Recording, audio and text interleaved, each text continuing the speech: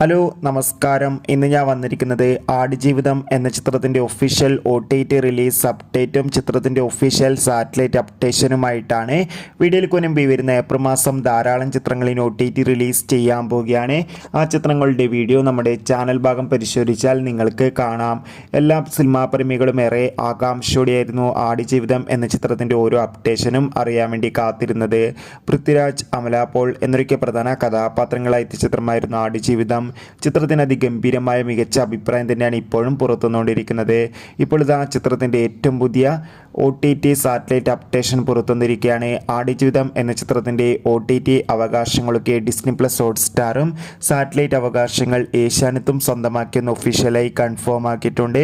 ചിത്രം അടുത്ത മാസമായിരിക്കും OTT release ചെയ്യുന്ന അപ്ഡേറ്റും കൂടി ലഭിച്ചിട്ടുണ്ട്. എന്തായാലും കാത്തിരിക്കാം. ആടുജീവിതം എന്ന ചിത്രത്തിൻ്റെ കൂടുതൽ അപ്ഡേഷന് വേണ്ടി ചിത്രം കണ്ടവരുടെ അഭിപ്രായം കമൻറ്റ് ചെയ്യാൻ വേണ്ടി ശ്രമിക്കൂ. ബൈ.